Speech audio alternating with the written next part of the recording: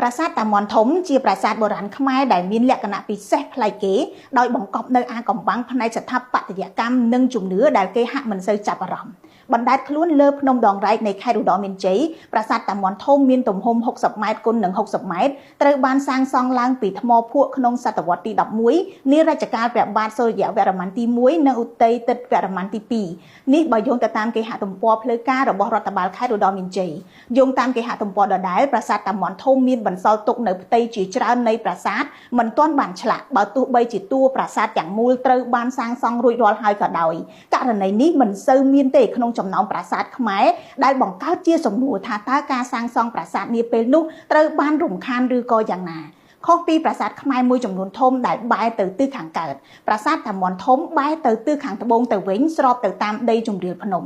មានកំពែងព័ទ្ធជុំវិញប្រាសាទតាមាន់ធំសាងសង់ផ្ទាល់ពីលើទួលថ្មភ្នំតែម្ដងហើយទំនងជាដាប់ថ្មភ្នំនេះហើយមកសាងសង់ប្រាសាទនេះបើយោងទៅតាមរដ្ឋបាលខេត្តតាមរយៈសំណង់ស្ថាបត្យកម្មនិងការតុបតែងលម្អនៅតាមថែវនិងហោជាងប្រាសាទនេះស្ថិតនៅក្នុងរចនាបថឃ្លាំងនិងបាពួនហើយឧទ្ទិសថ្វាយដល់ព្រះសិវៈគួរឲ្យចាប់អារម្មណ៍ប្រាសាទនេះមិនមានបដិមាទេប៉ុន្តែនៅក្នុងប្រាសាទមានតម្កល់សសរលឹងដែលកើតចេញពីសំណឹកថ្មឬក៏ការប្រែប្រួលរូបរាងនៃថ្ម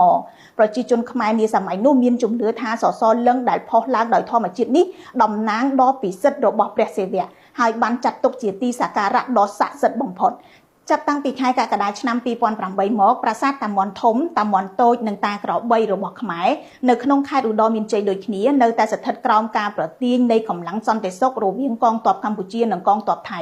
ទ័ពថៃដែលបានឈរជើងនៅទីនោះដំណើរគ្នាទៅនឹងការប្រទុសរាយនៅប្រាសាទព្រះវិហារប្រាសាទនីមួយៗមកដល់ពេលនេះនៅមានកងទ័ពឈរជើងចំនួន4នាក់គឺខាងភាគីកម្ពុជាចំនួន2និងភាគីថៃចំនួន2កាលពីថ្ងៃទី13ខែកុម្ភៈទាហានថៃហាមពលរដ្ឋខ្មែរមួយក្រុមមិនឲ្យច្រៀងចម្រៀងភ្លេងជាតិខ្មែរនៅលើប្រាសាទតាមាន់ធំប៉ុន្តែមកដល់ថ្ងៃទី18ខែកុម្ភៈនេះយោងទៅតាមលោកមានច័ន្ទយ៉ាដាអភិបាលខេត្តឧត្តរមានជ័យស្ថានភាពវិលមករោគប្រក្រតីវិញហើយលោកអភិបាលខេត្តអំពាវនាវឲ្យពលរដ្ឋទៅទស្សនាប្រាសាទនេះឲ្យបានច្រើន